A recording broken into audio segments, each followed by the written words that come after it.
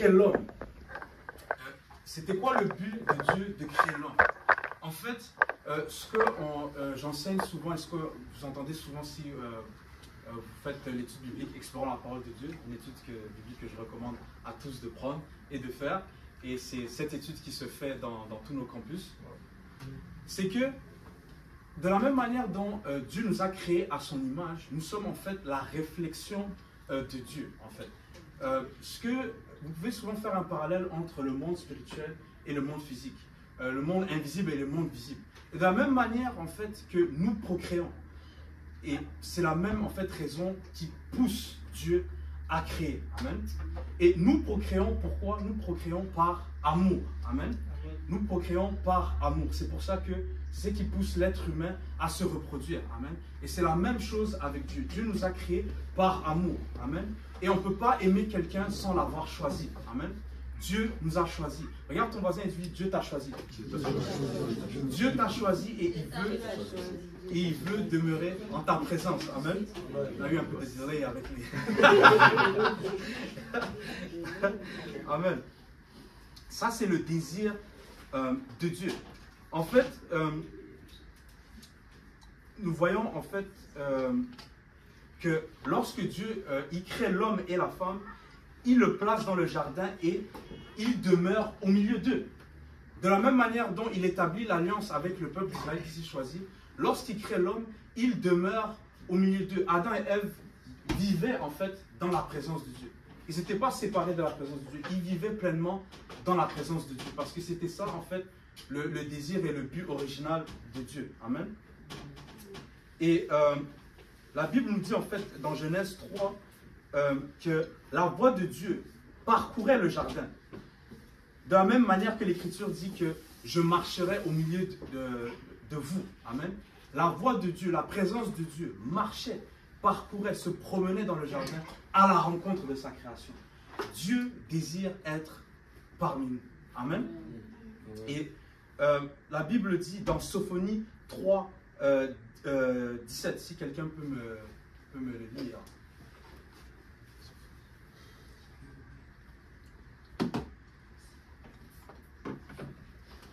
Cela dit, l'Éternel ton Dieu est au milieu de toi comme un héros qui sauve.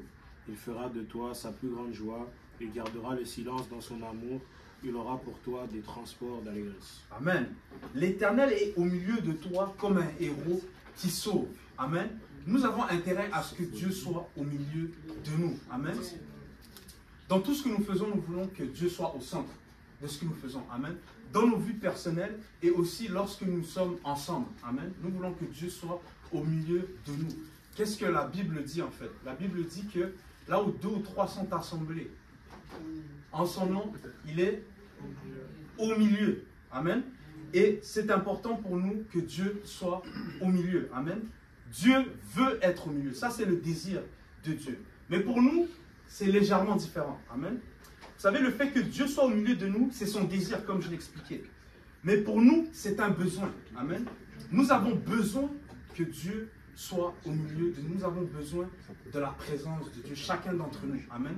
Dans nos vies de tous les jours, et surtout pour le salut de notre âme, nous avons besoin de la présence de Dieu. Une vérité, en fait, qui est importante de mentionner, c'est que nous dépendons de Dieu, alors que Dieu ne dépend pas de nous. En fait. Dieu ne dépend pas de nous. Est-ce qu'il y a quelqu'un qui le croit ici? Amen. Je sentais un peu d'hésitation, mais c'est vrai. Amen. Dieu reste Dieu avec ou sans nous. Amen. Mais nous ne sommes rien sans Dieu. Amen. Nous dépendons de Dieu. Dieu n'avait pas besoin de nous, mais il nous a juste choisis. Amen. Ce n'était pas un besoin pour lui, mais c'était juste un désir. Amen. Et nous devons être contents et reconnaissants que Dieu nous a choisis. Amen. Et qu'il ne nous a pas choisis juste pour nous laisser vivre cette vie tout seul. Amen. Mais qu'il désire être parmi nous. Amen. Il désire être parmi nous. Il désire être au milieu de nous. Amen. Et on voit en fait ce concept de besoin dans le commencement. Le jour où Adam et Ève ont péché, Dieu les a chassés du jardin. Rappelez-vous qu'ils vivaient en harmonie dans la présence de Dieu, dans le jardin. Et une fois que Dieu les chasse du jardin, qu'est-ce qui arrive par implication? ben, ils sont séparés de la présence de Dieu. Ils sont séparés de la présence de Dieu. Et si quelqu'un peut me lire Genèse 2, verset 16.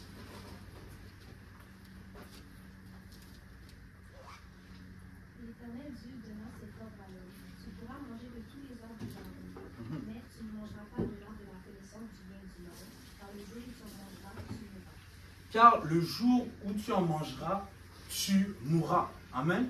Et le jour, là où ils ont mangé, eh ben, l'humanité qui était constituée en fait de juste ces deux personnes, l'humanité est morte le même jour. Amen. Et vous allez me dire, ben non, on lit la suite de l'histoire et ils continuent à vivre. Mais ils sont morts spirituellement. Amen. Et nous dépendons de Dieu. Et lorsque nous sortons de la présence de Dieu, nous mourrons. Amen. Et la Bible dit, en fait, dans Romains 5, 12. Quelqu'un peut me lire Romains 5, 12.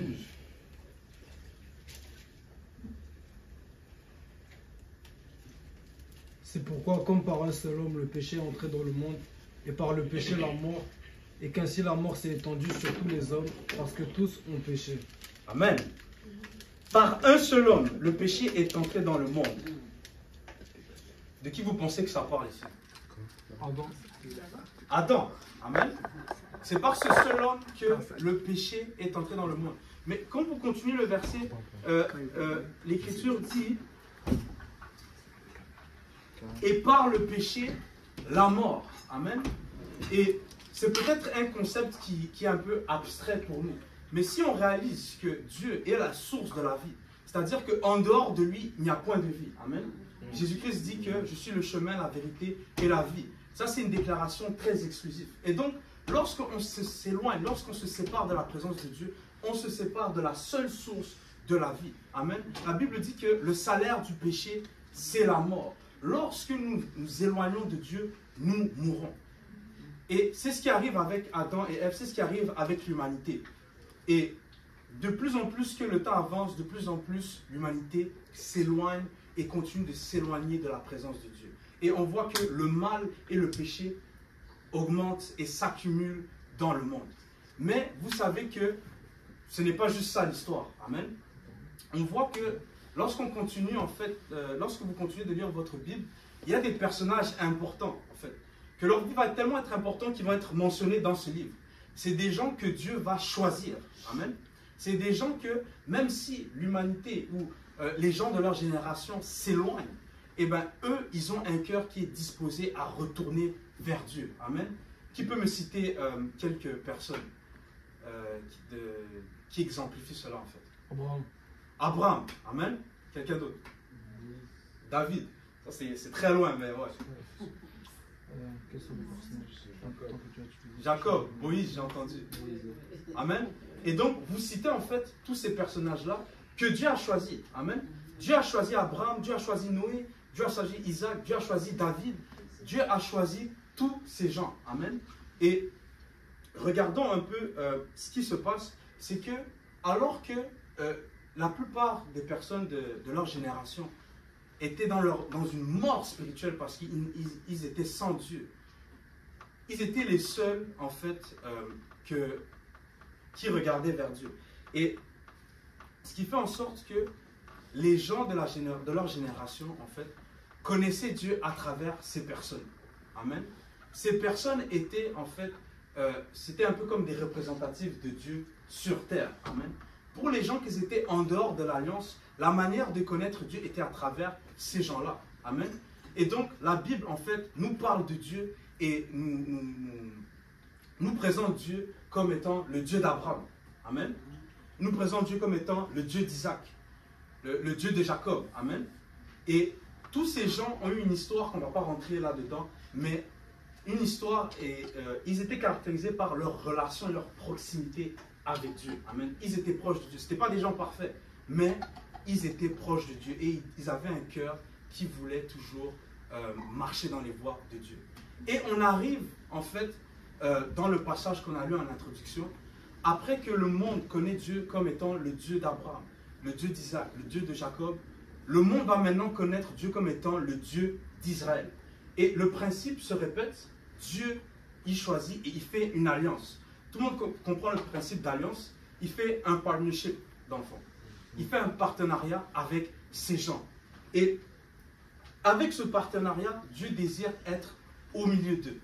Et nous allons regarder un peu quelque chose d'intéressant en fait. C'est que, qui connaît un peu l'histoire d'Israël en Égypte? Ranika? T'as levé ta main. Est-ce que tu peux nous résumer un petit peu? Bon, moi je fais comme Aïda.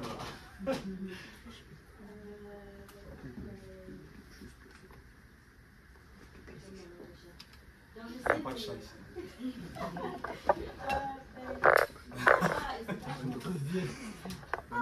Allez, c'est correct, c'est correct. J'étais dans la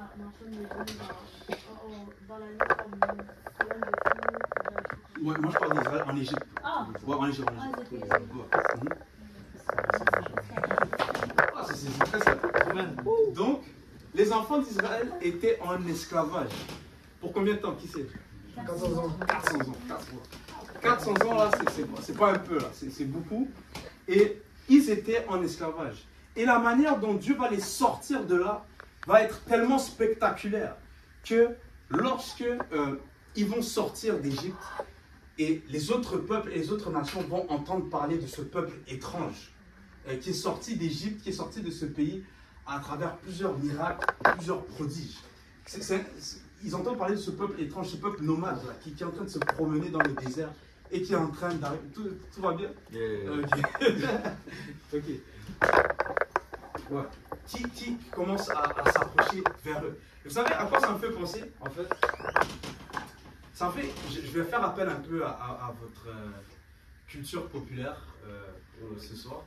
Est-ce que quelqu'un connaît Astérix et Obélix? Oui. Vite fait. Ouais, vite fait. Eh ben, vous vous rappelez un peu le peuple d'Astérix et Obélix? Les Gaulois. Okay? Et ce qui rendait l'histoire intéressante, okay, c'est que ce peuple n'était pas démarqué ou distingué en fait par leur supériorité numérique ou bien par leur force militaire. Amen.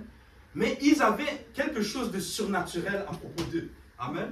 Amen. C'était quoi en fait le truc? C'était la potion. La potion. Voilà, j'ai quelqu'un qui ça. Et puis, ils arrivaient face à des peuples beaucoup plus nombreux.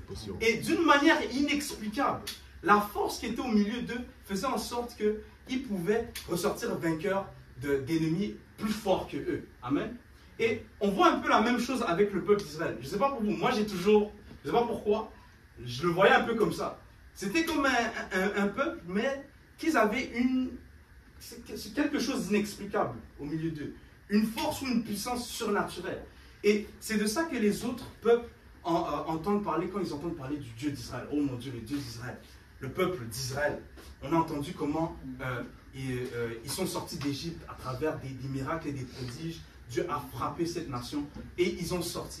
Et tout ça, c'était pourquoi? C'était à cause que Dieu était au milieu d'eux. N'est-ce pas?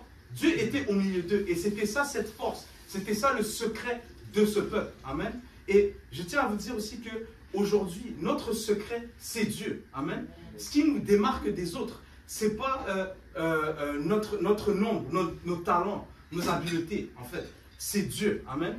C'est Dieu au milieu de nous qui fait la différence. Amen. Et c'est ce Dieu que les autres ont besoin. Amen. Et donc, j'accélère. Et ils arrivent dans le désert après être sortis d'Égypte vers la terre que Dieu les avait promise. Je résume un peu pour que tout le monde soit sur la même page. Même si vous n'avez pas lu les pages, on est ensemble. Donc c'est ça. Et ils arrivent dans le désert et c'est dans le désert que Dieu veut faire ce partenariat avec eux. Pourquoi il fait ce partenariat? À cause qu'il se rappelle de Abraham. Abraham, c'était un bon gars là. Et il me servait et il m'obéissait. Et il a continué ce partenariat avec le fils d'Abraham et son fils et ses descendants. Et ses descendants, c'est le peuple d'Israël qu'on connaît aujourd'hui. Et ça dit quoi? Il dit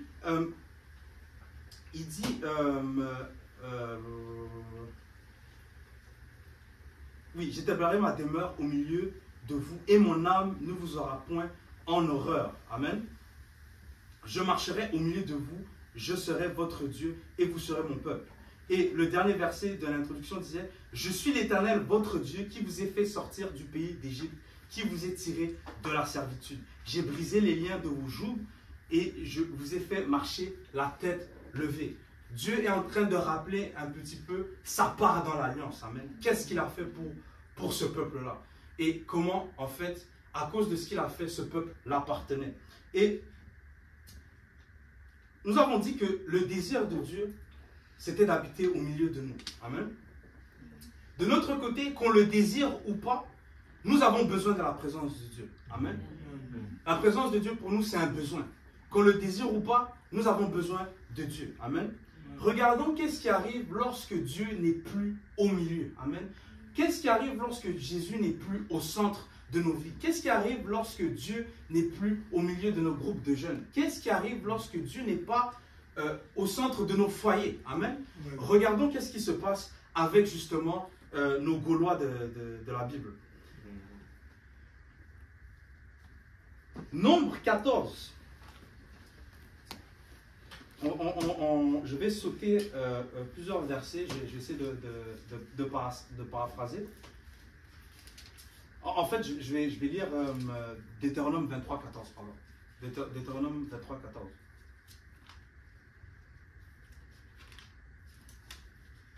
Si quelqu'un là peut le lire. Car l'Éternel, ton Dieu, marche au milieu de ton camp pour te protéger et pour livrer tes ennemis devant toi. Ton camp devra donc être saint afin que l'Éternel ne voit chez toi rien d'impur et qu'il ne se détourne point de toi. Amen. L'Éternel, ton Dieu, marche au milieu de ton camp pour te protéger et pour livrer tes ennemis.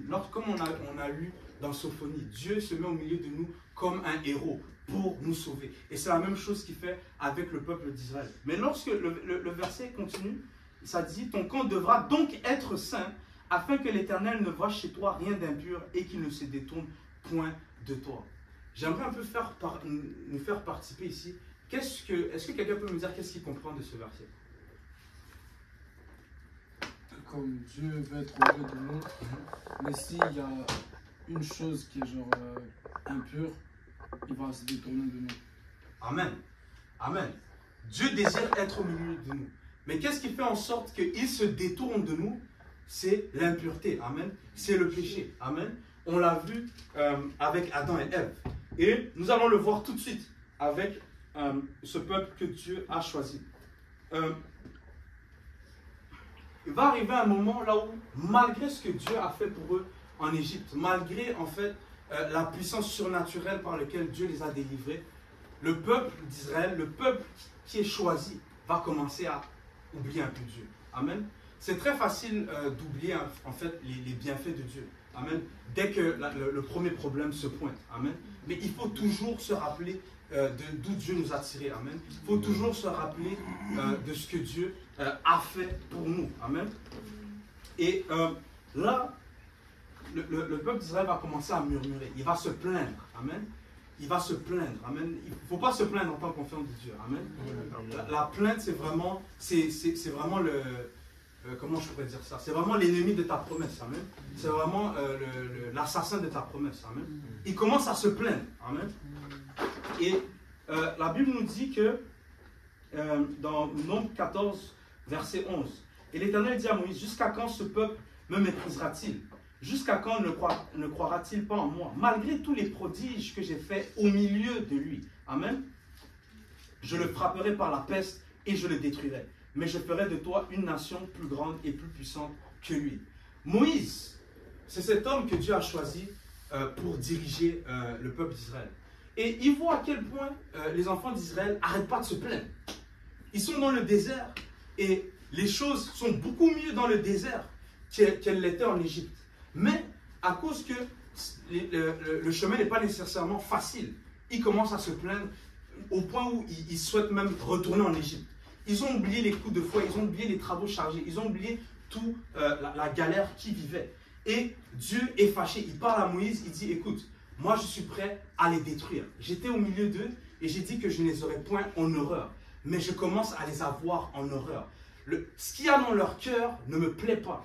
Et la plainte, les complaintes, c'est quelque chose qui déplaît à Dieu. Amen. Et il dit, écoute, juste laisse-les. Moi, je vais prendre juste toi, Moïse, et je vais faire de toi une nation encore plus grande. Amen. Mais Moïse, en tant que dirigeant, pensant comme il était, il plaidait avec Dieu. Il insistait avec Dieu. Écoute, je sais qu'ils ne font pas vraiment leur partie de l'alliance. Ils ne respectent pas vraiment le partnership, mais sois patient avec eux.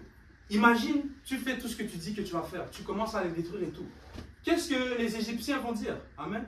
Qu'est-ce que les autres peuples et les autres nations vont dire? Les gens qui disaient, oh, le Dieu d'Israël, le peuple qui a cette force surnaturelle et tout. Mais ils vont dire qu'en fait, Dieu les a amenés sortis d'Égypte juste pour les tuer, en fait. Et donc, Moïse utilise cet argument pour calmer un peu la colère de Dieu. Et ça continue. Et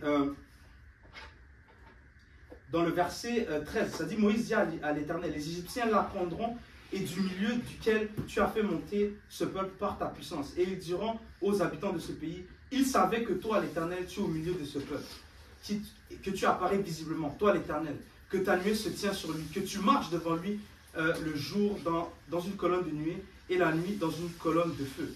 C'est ça que je disais. Donc, il insiste auprès de Dieu. Mais, alors que Dieu s'apprête à aller laisser une chance, amen. Dieu est le même hier, aujourd'hui et éternellement, amen. Même lorsque nous faillissons, Dieu est toujours prêt à étendre sa grâce vers nous, amen. Le peuple commence à se rebeller quand même, amen. Et lorsque on saute au verset 39, Moïse rapporta ces choses à tous les enfants d'Israël. Et le peuple fut dans une grande désolation. Amen. Le peuple Dieu avait décidé que cette génération qui a quitté l'Égypte n'allait pas s'en sortir. Amen. Ils n'allaient pas pouvoir aller vers leur promesse. Amen. Et quand Moïse rapporte ça au peuple, le peuple est désolé. Amen. Et remarquez comment c'est très facile d'être désolé lorsqu'on voit la conséquence ou la punition de nos actes qui s'en vient. Amen. Ce n'est pas vraiment une repentance ou une excuse sincère. Amen. On est désolé que la conséquence nous vient, mais on n'est pas vraiment désolé de nos actions. Amen. Mais Dieu voit à travers cela. Amen. Et là, tout d'un coup, le peuple d'Israël essaye de regagner un petit peu leur Dieu qui était au milieu d'eux. Amen. Ils se levèrent de bon matin. Waouh! Ça, pour ceux qui lisent leur Bible, vous savez que ceux qui se lèvent de bon matin, c'était jamais le peuple. On voit toujours Josué se leva de bon matin. Les dirigeants se leva de bon matin. Mais là, le peuple se lève de bon matin. Et si quelqu'un peut me lire le verset 40. Quel chapitre? Toujours 14. Non, 14. Ils se levèrent de bon matin et montèrent au sommet de la montagne en disant, nous voici, nous monterons au lieu dont a parlé l'Éternel quand nous avons péché. Moïse dit, pourquoi transgressez-vous l'ordre de l'Éternel? Cela ne réussira point. Ne montez pas quand l'Éternel n'est pas au milieu de vous, ne vous faites pas battre par vos ennemis. Amen, amen. Et on va s'arrêter là. Et donc, le peuple, maintenant, il va aller au sommet de la montagne alors que Dieu les a dit non. Ils veulent aller conquérir et abattre les Amalécites, le peuple que Dieu les a demandé de conquérir. Amen. Mais cette fois-ci, Dieu n'est plus au milieu d'eux. Amen. Et Moïse les prévient. Il dit, Dieu n'est plus au milieu d'eux. Ne vous faites pas battre par vos ennemis. Amen. C'était quoi un peu l'avantage du partenariat entre Dieu et son peuple? C'était que Dieu était au milieu d'eux et qu'il allait les protéger et qu'il allait combattre ses ennemis. Amen. Mais maintenant que Dieu n'est plus au milieu d'eux, les ennemis, ils vont se faire battre par leurs ennemis. Amen. Amen. Et si vous lisez la suite de l'histoire, qu'est-ce qui arrive? Bien sûr, ils montent vers la montagne et qu'est-ce qui arrive, si quelqu'un peut deviner? Ils se font battre. Amen. Est-ce que la lumière, tout est correct? En tout cas. Ok. Et on voit cela aussi dans une autre histoire que je vais paraphraser. Il y a l'histoire du peuple d'Israël avec la ville de Jéricho. Amen. Est-ce que quelqu'un est familier un peu avec cette histoire? Vite fait. Dieu demande au peuple qu'il a choisi d'aller conquérir Jéricho. Amen. Mais que lorsqu'il allait le faire, de rien garder de tout ce qui est or, manteau, tout ce qui est trésor. Amen. Et qu'est-ce qui arrive? Dieu leur donne la victoire. Amen. Mais il y a un gars au milieu de eux, au milieu de leur camp, qui se décide de prendre une petite veste avec des chaussures, et il commence à se mettre bien là. Et il garde ça pour lui et il ramène ça dans son camp. Et j'aimerais vous dire que c'est pas parce que les hommes ne nous voient pas, c'est pas parce que moi je te vois pas, c'est pas parce que ton pasteur te voit pas, que Dieu ne te voit pas. Amen. Et alors que ils avaient, Achan, c'était le nom de cette personne, avait cet interdit, cet objet interdit au milieu de lui, et bien, ça fait en sorte que la prochaine conquête que le peuple d'Israël a entamée, et bien, ils se sont fait battre. Et vous savez, c'est quoi l'histoire, ce qui est drôle dans cette histoire? C'est que le peuple d'Aï, c'était un peuple plus petit que Jéricho, plus petit même que le peuple d'Israël. Amen. Et donc, vous voyez que lorsque Dieu est au milieu de vous, vous pouvez gagner des batailles que vous n'êtes pas censé gagner. Amen. Mais lorsque Dieu n'est pas au milieu de vous, même les batailles que vous êtes censés gagner, vous les perdez. Amen. Dieu n'était pas au milieu d'eux et ils ont perdu un combat face à un peuple encore plus petit. Amen. Et Dieu, ce peuple ne se fiait pas sur leur capacité, sur leur force militaire. Il se fiait sur Dieu. Dieu était la puissance de ce peuple. Et lorsque Dieu a quitté le milieu d'eux, ils ont perdu ce qui leur rendait forts. Amen. Et si nous voulons que la présence de Dieu demeure parmi nous, il y a des choses que nous devons enlever. Amen. Il y a des choses, des interdits. Amen. Que nous devons enlever. Amen.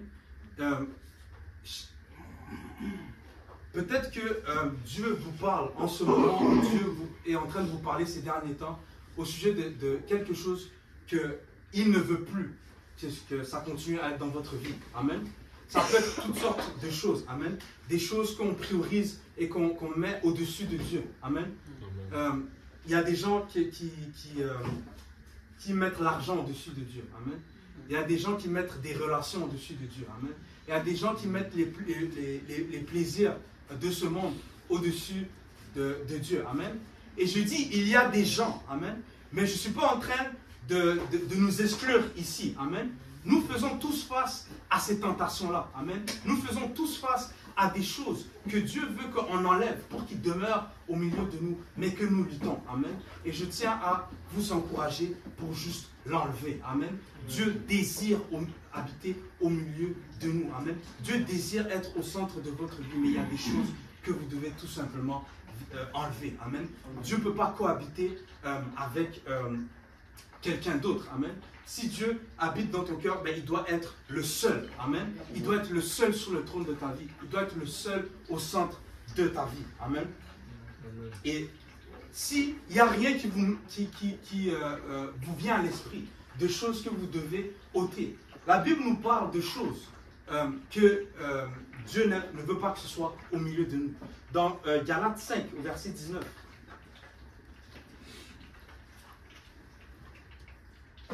Si la personne qui l'a peut le lire.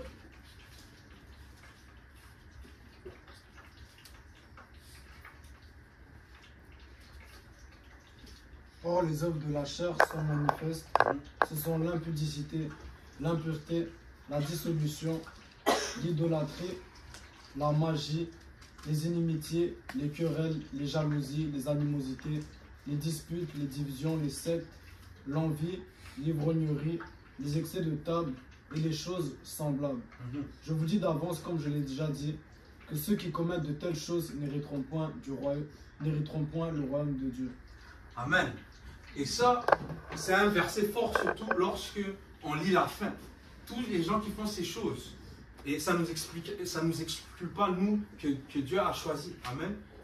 ben, c'est ce genre de choses, ces genres d'œuvres de la chair qui fait en sorte que Dieu, la présence de Dieu nous quitte. Amen. Et nous ne voulons pas arriver à un endroit là où nous sommes sans Dieu. Amen. Nous ne pouvons pas vivre sans Dieu. Amen. Je tiens à dire à quelqu'un qu'il n'y a pas de vie en dehors de Dieu. Amen. Il y a quelque chose qu'on dit souvent ici, c'est qu'il n'y a pas de vie comme vivre pour Dieu. Amen. Il n'y a rien comme vivre pour Dieu. Amen. Mais en réalité, il n'y a pas de vie en dehors de Dieu. Amen. Lorsque nous vivons sans Dieu, en fait, nous sommes comme des morts vivants. Amen. Je vais encore faire appel à votre culture populaire. Amen. Quand je dis mort vivant, ça me fait penser à quoi? Zombie. Wow. Là, les gars, écoute. Zombie. Amen. Je travaille dans un magasin où ils ont déjà commencé à installer toutes les choses d'Halloween là. Et c'est fou là, il y a des décorations là qui font 8 mètres là.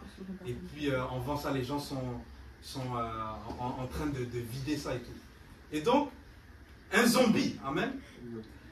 Lorsque vous vivez sans Dieu, même si vous êtes vivant, vous avez la mobilité, vous bougez, vous êtes mort à l'intérieur. Vous êtes des morts vivants, amen. Et qu'est-ce que la Bible dit sur les zombies? C'est pas la Bible qui parle. En fiction, en général, lorsque vous voyez un zombie, en fait, qu'est-ce qu'il fait, en fait, tout le temps, là? On regarde pas ça. Il marche sans savoir où aller, amen. Il marche, il est perdu, amen. Il n'a plus de faculté, amen. Et vous remarquez aussi quelque chose aussi. Là, je parle pour ceux qui ont vécu dans le monde, qui connaissent Halloween. Mais les sanctions, vous ne connaissez même pas, c'est quoi les sanctions. Un zombie, en fait, qu'est-ce qu'il cherche? Amen. Il cherche le cerveau. Il court après les autres êtres humains. Amen.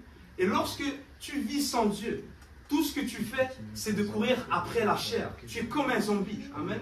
Tu n'as rien à l'intérieur. Tout ce qui te motive, c'est les choses de la chair. Amen. Tout ce qui te fait bouger, c'est les convoitises. Amen.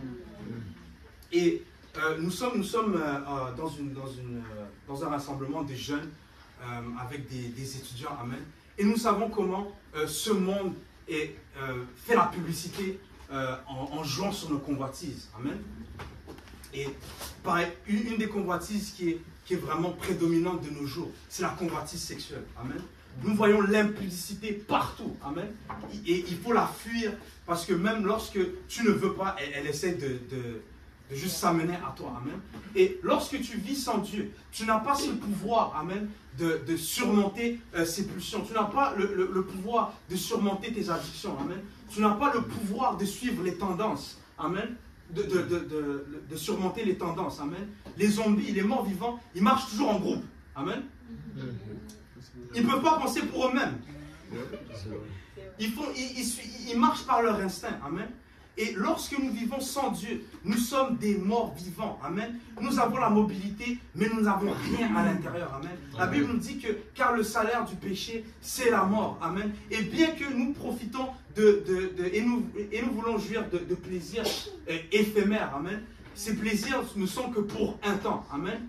Et quand l'adrénaline est passée, amen, lorsque l'adrénaline de tout ce que nous poursuivons, amen, ça peut être nos projets, je ne parle pas juste d'une convoitise en particulier, ça peut être nos projets, amen, tout ce que nous avons en tête qui monopolise en fait notre cerveau, amen. Lorsque l'adrénaline est passée, ça ne nous fait plus rien. Nous sommes vides. Amen. Et il faut toujours quelque chose de plus. Il faut toujours quelque chose de plus. Amen. Et bien, je tiens à vous dire qu'il n'y a rien qui peut vous remplir si ce n'est la présence de Dieu. Amen. Dieu doit être au milieu de nous. Mais Dieu doit être aussi en nous. Amen. Il n'y a rien qui peut te satisfaire dans cette vie si ce n'est Dieu. Amen. Et nous avons besoin de Dieu. Je vais prendre. J'ai pas noté le verset. Mais vous connaissez le verset. En fait, je vais vous faire guess le verset. Parce que vous continuez les quiz. Vando, dans la Bible, il faut que tu tournes vite. On va voir qui est plus rapide. Vando, On n'utilise pas ChatGPT. On aura ce débat. Il y a un verset dans la parole de Dieu, dans le Nouveau Testament, qui dit que... ça dit quoi déjà que le même esprit qui a ressuscité Christ des morts habite en nous. Amen. Romains 8, 11. Fais-la vite. Comment ça se fait? Romains 8, verset 11. Et si l'esprit de celui qui a ressuscité Jésus d'entre les morts habite en vous, celui qui a ressuscité Christ d'entre les morts rendra aussi la vie à vos corps mortels par son esprit qui habite en vous. Amen. Amen. Relis-le-moi encore. Relis-le encore. Et si l'esprit de celui qui a ressuscité Jésus d'entre les morts habite en vous, celui qui a ressuscité Christ d'entre les morts rendra aussi la vie à vos corps mortels par son esprit qui habite en vous. Amen. Amen. Et j'aimerais revenir sur un verset qu'on a lu, en fait. La Bible dit que par la désobéissance d'un seul homme, le péché est rentré dans le monde et avec le péché, la mort. Mais le verset, en fait, ne s'arrête pas là aussi. C'est que par l'obéissance d'un seul, amen. Et c'est qui ce un seul? C'est Jésus, amen.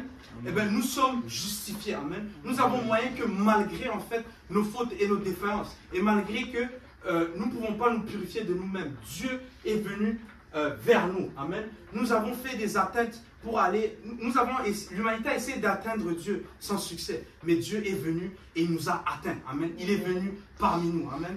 La Bible dit que Jésus-Christ, en fait, est aussi appelé Emmanuel, amen, qui signifie Dieu parmi nous, amen. Et Dieu est venu au milieu de nous, au milieu des mortels. Et ce qu'il a fait sur cette terre, en fait, c'est la raison pour laquelle nous sommes ici. C'est qu'il a vaincu la mort, amen. Il est mort sur la croix. On l'a tué, on l'a fait souffrir sur le bois, amen. Alors qu'il n'avait pas péché, amen. Il a eu un châtiment qu'il ne méritait pas, amen. Il a pris le salaire qui n'était pas à lui, amen. Et c'est pour ça que le troisième jour, il est ressuscité, amen. Parce que la mort ne pouvait pas le contenir, parce que ce n'était pas juste qu'il mourait, amen. Et il est ressuscité. Et en ressuscitant des morts, il a aussi vaincu, en vainquant la mort, il a aussi vaincu le péché. Et lorsque vous avez le Saint-Esprit, c'est le même esprit qui a ressuscité Christ des morts qui habite en vous et qui vous donne la force de surmonter la mort et le péché. Amen. Et ça dit que il rendra la vie à vos corps mortels et son esprit habite en vous. Amen. Lorsque le peuple d'Israël faisait le tabernacle, Dieu habitait au milieu d'eux. Amen. Lorsque Jésus est venu sur terre, amen, c'était Dieu qui était au milieu de la terre, amen. Mais lorsque tu reçois le Saint-Esprit, Dieu habite en toi, amen, et te donne la force et le pouvoir de surmonter la mort. Ce monde a besoin de Jésus, amen. Ce monde, et chacun d'entre nous, nous sommes morts sans Jésus. Le seul antidote pour cette épidémie de zombies, c'est Jésus-Christ. Amen. C'est Jésus-Christ qui peut nous ressusciter et rendre la vie à nos corps mortels. Et sans Jésus-Christ, nous n'avons pas la victoire sur la mort. Amen. Et on peut se lever, je vais conclure. Amen.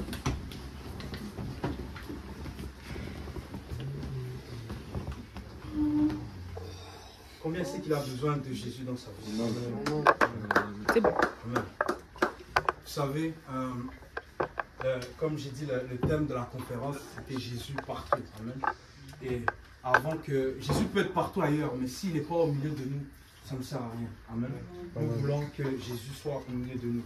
Et il donne cette commission, il dit, allez, faites de toutes les nations des disciples, les baptisons au nom du Père, du Fils et du Saint-Esprit. Amen.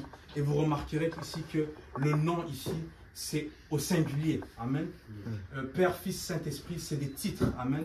Le nom dont il est question, le nom du Père, le nom du Fils, le nom du Saint-Esprit, c'est Jésus-Christ. Et c'est que par son nom que nous pouvons avoir le pardon des péchés. Amen. Et le verset continue au verset 20. Je ne sais pas si quelqu'un peut me lire Matthieu 28, verset 20.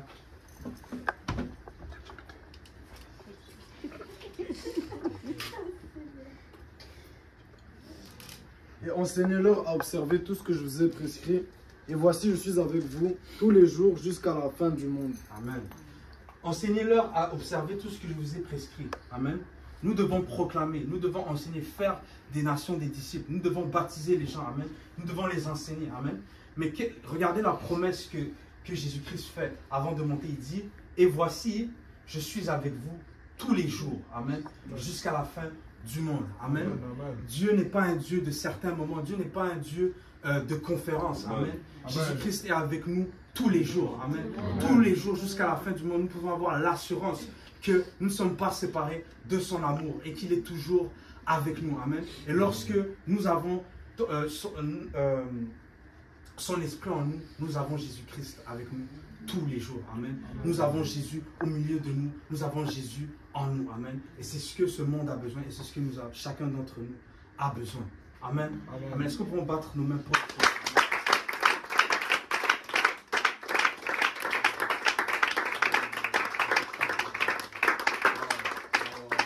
Merci vraiment beaucoup, Frère Daniel, pour la parole. Vraiment. Qui a besoin de Jésus au milieu de lui?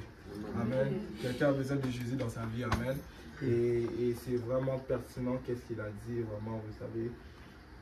Il a dit quelque chose qui m'a vraiment touché. Il a dit, tu sais, Dieu est saint, puis Dieu ne vit pas parmi les gens qui pêchent.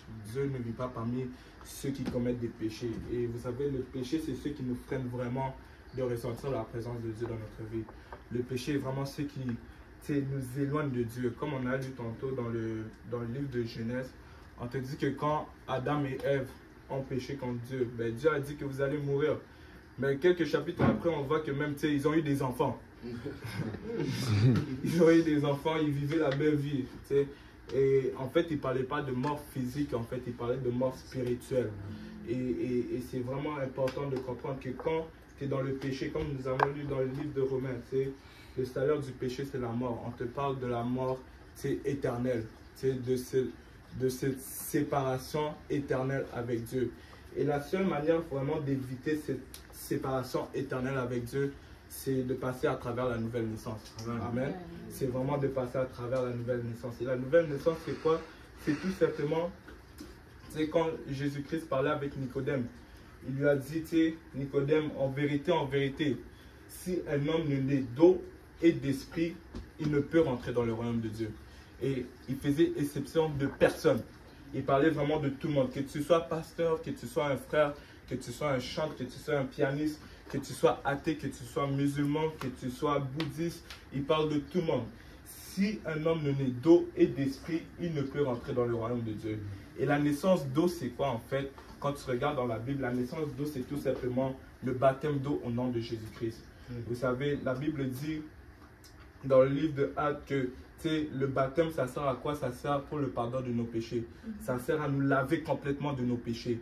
Ça sert à nous nettoyer. Le sang de Jésus nous purifie complètement de tout péché que nous avons commis. Et c'est comme cela que nous recommençons tout à zéro avec Jésus-Christ. Et ensuite de ça, il te parle du baptême, il te parle de la naissance d'esprit. Et la naissance d'esprit, c'est quoi? Quand tu regardes vraiment dans le livre de Actes encore, la naissance d'esprit, c'est vraiment quand l'Esprit de Dieu vient habiter en toi. Quand l'Esprit de Dieu, vraiment la puissance d'en haut, la promesse que Jésus-Christ a dit, je vous enverrai la promesse de mon Père. C'est vraiment la puissance d'en haut qui vient habiter en toi. Et l'Esprit de Dieu, en fait, c'est juste le Saint-Esprit qui vient habiter en toi, qui t'aide à marcher pour Dieu. Parce que sans l'Esprit de Dieu, en fait, en réalité, sans vous mentir, on ne peut pas vivre pour Dieu. Sans le Saint-Esprit, on peut pas, on va quand même continuer à pécher. Et l'Esprit de Dieu, vraiment, le Saint-Esprit, c'est vraiment cette puissance qui nous aide à ne plus tomber toujours dans le même péché. Peut-être qu'avant, tu étais dans les addictions, je sais pas moi, de l'alcool, de la drogue. Et tout à l'heure, on a parlé, nous sommes des jeunes, nous sommes dans une génération exposée complètement avec l'impudicité sexuelle. Peut-être tu es dans les péchés sexuels, peut-être tu es dans toutes sortes de péchés. Mais quand tu reçois le Saint-Esprit, en fait, le Saint-Esprit te donne la force de dire non à tous ces péchés. Et vraiment, si vous êtes aujourd'hui et vous n'avez jamais été baptisé d'eau par immersion, bien sûr, au nom de Jésus-Christ, aujourd'hui même, vous pouvez le faire. Aujourd'hui même, c'est votre jour. Aujourd'hui même, vous pouvez faire ce pas de foi vers Jésus-Christ. Et vraiment, vos péchés vont être pardonnés, vos péchés vont être lavés. Et si vous n'avez jamais reçu le Saint-Esprit, aujourd'hui même, on peut prier pour vous pour que vous le receviez. Vous savez, à plusieurs endroits, je vais donner ces témoignages. Moi, je n'étais pas là personnellement. Au cégep, Marie-Victorin, il y a plusieurs jeunes qui ont été remplis de l'Esprit de Dieu. Et ça n'a même pas duré 5 minutes. Et c'est vraiment à ce point-là, parce que Dieu cherche des personnes qui marchent par la foi avec lui. Dieu cherche des personnes qui désirent être en relation avec lui. Et si vous laissez vraiment juste le péché régner autour de vous, ben, ça sera impossible à Dieu de venir vous aider. Et on a parlé aussi tantôt, on a des combats que on peut pas gagner par nous-mêmes, par nos propres forces à nous. Et c'est ça que le Saint-Esprit aussi nous fait. Le Saint-Esprit, c'est vraiment c'est Dieu qui combat à notre place. Dieu qui combat pour chacun de nos combats. Peut-être on a des problèmes de dépression, problèmes d'anxiété, des problèmes familiales, problèmes de colère, toutes sortes de problèmes. C'est Dieu qui vient combattre à votre place. Et si vous êtes ici, vraiment, nous vous invitons et faites ce pas de foi. Et voyez comment Dieu va vous changer, Dieu va vous transformer. Et nous avons plusieurs témoignages. Je parlais justement avec le frère Christian.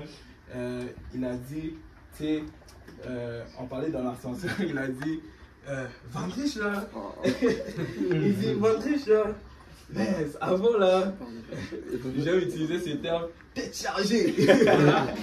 Vandrich là, mais dès que Vandrich a coupé ses cheveux, il est rendu sérieux là, il s'est rendu un gars d'église. Mais tu sais, frère Christian, en réalité, c'est pas dès qu'il a coupé ses cheveux, c'est dès qu'il a été baptisé au nom de Jésus-Christ. Et quand il a reçu l'Esprit de Dieu. C'est vraiment à partir de ce moment-là qu'il a commencé à changer, parce que l'Esprit de Dieu agissait à l'intérieur de lui. Et c'est disponible pour tout le monde. C'est vraiment disponible pour tout le monde. Amen. Et je sens vraiment, j'ai vraiment la conviction dans mon cœur que, pendant que Daniel a porté la parole, que, nous avons tous quelque chose que nous mettons devant, que nous idolons, que nous mettons avant Dieu. Et il y a certains d'entre nous, même plusieurs d'entre nous, qu'il y a encore des choses que nous mettons à la priorité et nous mettons Dieu en deuxième. Et vous savez, Dieu n'est pas quelqu'un de deuxième place, Dieu n'est pas de troisième place, Dieu est une personne de première place. Amen.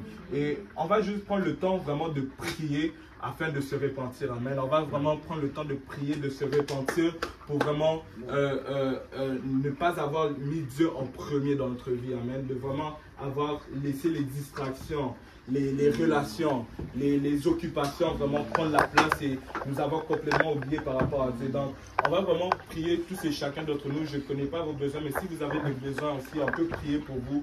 Mais on va vraiment prier afin de se repentir. Amen. Prions tous ensemble. Alléluia, Jésus. Nous te remercions, Seigneur, Papa, pour la parole, Seigneur, Papa, que tu nous as apportée aujourd'hui, Seigneur, Papa. Père éternel, Papa, que cette parole, Seigneur, Papa, Alléluia, fasse ministère, Papa, à l'intérieur de nous, Seigneur Jésus. Père éternel, que cette parole, Seigneur, Papa, marine à l'intérieur de nous, Seigneur Jésus. Père éternel, Papa, nous reconnaissons, Seigneur, Papa, et nous venons, Seigneur, Papa, devant ton trône, Seigneur, Papa, à tes pieds, Seigneur, Papa, afin de reconnaître, Seigneur, Papa, que nous sommes rien, Seigneur, Papa, que nous sommes que poussière, Seigneur, Papa, et que sois seul et Dieu, Seigneur, sois seul et sur le trône, Seigneur Jésus.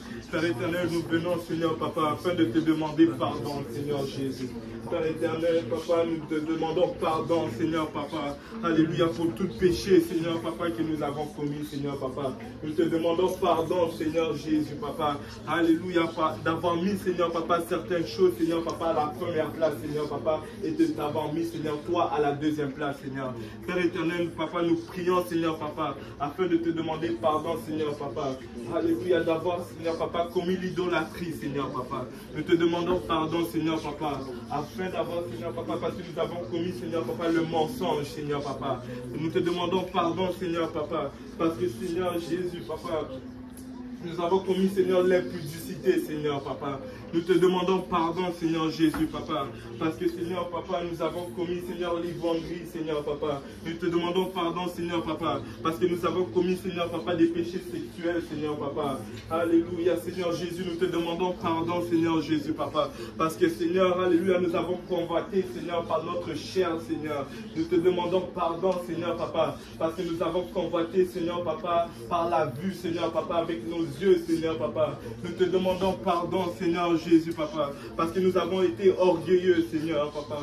Nous te demandons pardon, Seigneur, Papa. Parce que nous nous sommes rebellés, Seigneur, Papa, envers nos parents, Seigneur, Papa. Nous te demandons pardon, Seigneur Jésus, d'avoir laissé la colère, Seigneur, Papa, prendre le dessus, Seigneur, Papa. Nous te demandons pardon, Seigneur, Papa, pour chaque vaine parole, Seigneur, Papa, que nous avons dit aujourd'hui, Seigneur Jésus.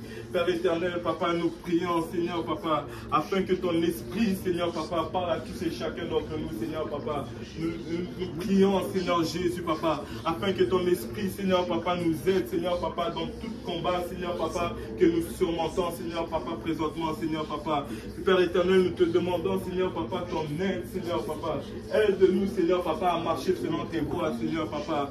Alléluia, Seigneur, Papa, nous ne voulons pas marcher, Seigneur, Papa, dans les mauvaises voies, Seigneur. Nous ne voulons pas marcher dans l'impudicité, Seigneur, Papa. Nous ne voulons pas marcher, Seigneur, Papa, dans l'addiction, Seigneur Jésus. Nous ne voulons pas marcher, Seigneur, Papa, dans les péchés sexuels, Seigneur, Papa. Nous ne voulons pas marcher, Seigneur, Papa, dans les plaisirs charnels, Seigneur. Nous ne voulons pas marcher, Seigneur, Papa, dans les plaisirs de ce monde, Seigneur, Papa. Parce que nous réalisons, Seigneur, Papa, nous réalisons, Seigneur, Papa, que tu es saint, Seigneur, Papa, et que tu ne vis pas, Seigneur, Papa, au milieu, Seigneur, Papa, de ton peuple, Seigneur, Papa, qui n'est pas saint, Seigneur, Papa. Alors nous demandons, Seigneur, Papa, ton aide, Seigneur, Papa. Aide-nous, Seigneur, Papa, à marcher, Seigneur, Papa, pour toi. Aide-nous, Seigneur, à marcher avec force, Seigneur, Papa. Fortifie-nous, Seigneur, Papa, afin que, Seigneur, Papa, nous puissions marcher, Seigneur, Papa, avec assurance, Seigneur, Papa, avec force, Seigneur, Papa, parce que nous réalisons, Seigneur, Papa, que tu es là pour nous aider, Seigneur, Papa.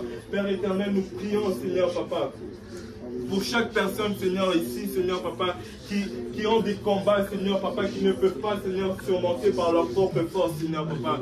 Apporte, Seigneur, Papa, de l'aide, Seigneur, Papa, dans leur vie, Seigneur, Papa. Agis dans leur vie, Seigneur, Papa. Que ce soit les dettes, Seigneur, Papa. Que ce soit les problèmes de famille, Seigneur, Papa. Que ce soit des relations personnelles, Seigneur Jésus. Que ce soit, Seigneur, dans la dépression, Seigneur Jésus. Que ce soit dans l'anxiété, Seigneur, Papa. Que ce soit, Seigneur, Papa, à l'école, Seigneur Jésus. Alléluia, Père éternel, aide-nous, Seigneur, Papa. Aide-nous, Seigneur, Papa, car nous désirons, Seigneur, plus de toi, Seigneur. Nous voulons plus de ton esprit, Seigneur Jésus. Nous voulons plus de toi, Seigneur Jésus. Nous voulons plus de toi, Seigneur, Papa. Nous voulons que tu agisses, Seigneur, Papa. Agis, Seigneur, Papa, dans nos vies, Seigneur. Agis, Seigneur, Papa, dans tout ce que nous faisons, Seigneur, Papa. Nous voulons, Seigneur, Papa, que tu sois avec nous, Seigneur, partout où c'est que nous, Seigneur, nous irons, Seigneur, Papa. Que ce soit à l'école, Seigneur, Papa. Sois avec nous, Seigneur, Papa. Que ce soit, Seigneur, Papa, nos lieux de travail, Seigneur, sois avec nous, Seigneur Jésus. Que ce soit, Seigneur, Papa, dans nos familles, Seigneur, Papa, sois avec nous, Seigneur Jésus. Père éternel, Papa, nous prions, Seigneur, Papa, afin que, Seigneur, Papa, tu puisses nous guider, Seigneur, Papa. Que tu puisses, Seigneur, Papa, nous montrer ta volonté, Seigneur, Papa. Alléluia, Seigneur Jésus, nous prions, Seigneur, Papa, afin que, Seigneur, Papa, tu nous montres, Seigneur, Papa, clair, Seigneur, et précis, Seigneur, Papa, ta volonté, Seigneur, Papa, dans notre vie, Seigneur, Papa. Père éternel, alléluia, agis, Seigneur. Yakatarabaya et Sheteribuya et Kata. Yeketeribuya et Shatarabaya et Keteribu Shata. Alléluia, Jésus. Ikotorobaya et Sheterikeko. Yeketeribu Shatarabaya et Keteribu Shata. Yarabaya et Keteribu Shatara et Keteribuya et Shete. Mokotorobaya et Sheterikatarabaya et Shatarabaya et Kata. Akotorobaya et Sheterikotorobaya et Shete. Ikotorobaya et Sheterikatara et Kata. Akotorobaya et Sheterikatara. Agis, Seigneur Jésus. Agis, Seigneur. Agis, Seigneur. Nous sommes tannés, Seigneur, de toujours tomber dans le même péché, encore et encore, Seigneur. Toujours dans le même péché, Seigneur. Agis, Seigneur. Agis, Seigneur. Il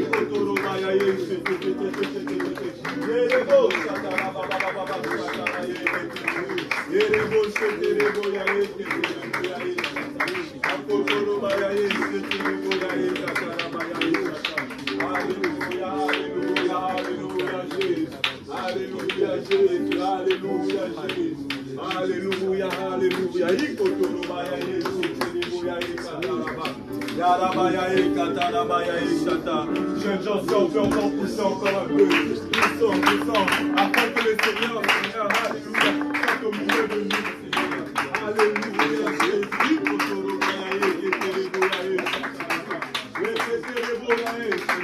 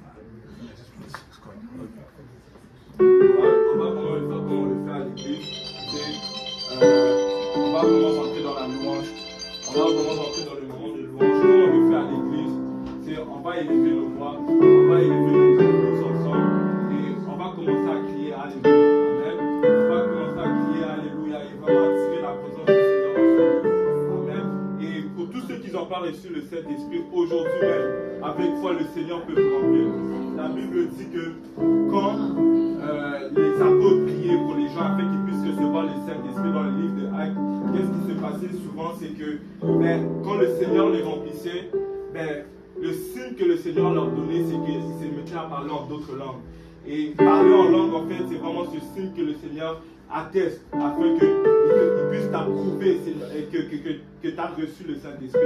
Et c'est vraiment ce signe-là que le Seigneur te donne. Et aujourd'hui, je le sens vraiment fortement que quelqu'un va être rempli. Amen. Je le sens vraiment fortement. Et c'est vraiment ça qu'on va faire tous ensemble en unité.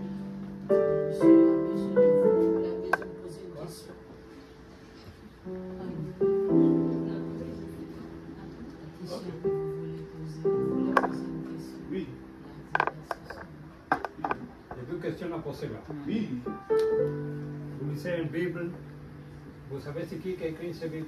Quand on regarde, moi, c'est Dieu qui a donné la Bible. C'est Dieu qui nous a donné la Bible à travers les hommes. C'est Dieu. Oui. Alors la Bible est écrite à peu près dans 50 histoires différentes. Et chaque année, dans la trajectoire de Dieu, là, était changée. Oui. C'est pour ça que vous faites des recherches. On de lire quelque chose que toi tu n'es pas sûr, c'est qui l'a fait. Ouais. En fait, Tu vas transmettre la parole de Dieu, si tu n'es pas sûr, c'est qui l'a fait.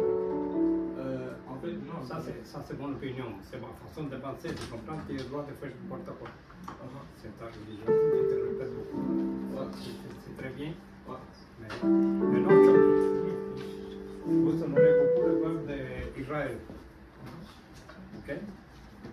Mais comment se fait qu'Israël il a tué jusqu'à date 6600 personnes innocentes? Vous honorez le peuple d'Israël comme ça? Ok. Qu'est-ce qu'on peut faire? Alors, on va prendre un moment pour toi, on va répondre à vos questions. Mais non, mais répondre avec tout le monde, parce que tout le monde sont intéressés, mais je pense. Tout le monde sera là. On sera là après. Parce que vu que maintenant c'est le moment de prière, Et moi, je ne suis pas d'accord avec les Israéliens, tu comprends? Ouais, il n'y a pas de problème. On va vraiment avoir... Mais pourquoi vous le nommez comme un sang? Ouais, il n'y a pas de problème. En C'est que fait, ça, c'est simple, ces gens-là. Non, je comprends parfaitement. Et je comprends votre interprétation. Et on va vraiment avoir un moment de passage tout à l'heure. On va juste prendre le moment de prier, vraiment tout le monde ensemble. Puis ensuite de ça, il n'y a pas de problème, on va pouvoir répondre à toutes les questions. Et voilà, on est là, on va pas s'enfuir, on est encore là pour 1 heure, 2 heures. Non. J'ai fait c'est une religion différente. Oui, il n'y a pas de problème. J'ai appris beaucoup là. Je me pose des questions. Ouais, il n'y a pas de J'ai problème. temps de recherche. Ouais, il n'y a pas de problème. Amen. Et on va vraiment élever nos voix comme nous le faisons à l'église et on va vraiment commencer à exalter et glorifier le Seigneur. Puis on va prier pour ceux qui n'ont pas encore reçu le Saint-Esprit. Amen. Amen. Et commençons à élever nos voix. Amen. Comme nous le faisons. Alléluia. Amen. Alléluia. Alléluia. Alléluia.